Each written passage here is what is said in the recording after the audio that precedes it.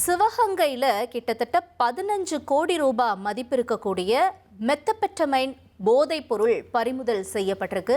இந்த சம்பவத்தில் நடந்தது என்ன, எப்படி இந்த போதைப் பொருள் பறிமுதல் செய்யப்பட்டது என்பது தொடர்பான தகவல்களை எமது செய்தியாளர் சுந்தர் வழங்குகிறார். அதை நாம் இப்ப கேட்கலாம். சிவகங்கையிலிருந்து மலேசியாவிற்கு கடத்தப்படவிருந்த 15 கோடி ரூபாய் மதிப்பிலான போதைப் பொருளை பறிமுதல் செய்து 4 பேரை கைது செய்யப்பட்ட சம்பவம் பெரும் பரபரப்பை ஏற்படுத்தியிருக்கு. தமிழகத்தில் போதைப் பொருளை ஒழிக்க வேண்டும் என்று தமிழக முதல்வர் உத்தரவிட்ட நிலையில சிவகங்கை மாவட்ட காவல்துறை கண்காணிப்பாளர் சிவபிரசாதிற்கு ஒரு ரகசிய தகவல் கிடைக்குது.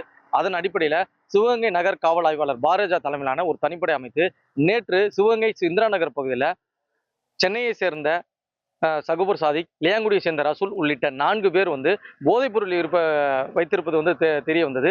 அவர்களை கைது செய்து அவர்களிடமிருந்து 3 செல்போன்கள் மற்றும் 3 கிலோ அளவிலான மெத்தபெட்டைன் போன்ற போதைப் பொருளையும் பறிமுதல் செஞ்சிருக்காங்க.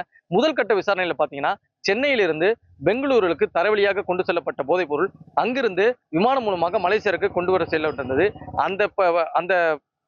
அது கொண்டு செல்ல முடியாததுனால சிவகங்கைக்கு கொண்டு அதை பிரிக்கிறதுக்கு தகராறு ஏற்பட்டிருக்கு. அதன் அடிப்படையிலே கண்ட தகவலில் தான் இந்த 4 பேரையும் கைது செஞ்சிருக்காகவும் இவர்களுக்கு ஏற்கனவே முன்னணுவும், அதாவது பார்த்தீங்கன்னா தங்கம் மற்றும் உயர்தர மின்னணு சாதனங்களை குருவியாக கொண்டு செல்லக்கூடிய ஏற்கனவே அனுபவம் வாய்ந்திருக்கிறது முதல்கட்ட விசாரணை தெரிகிறது. இவர்களுக்கும் சர்வதேச போதைப்பொருள் கும்பலுக்கும் தொடர்பு இருக்குதா என்ற பல கோணங்களில் விசாரணை செய்வாராக.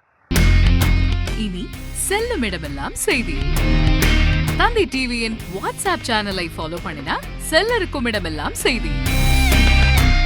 இதோ QR கோட் இப்பவே ஸ்கேன் பண்ணுங்க, ஃபாலோ பண்ணுங்க.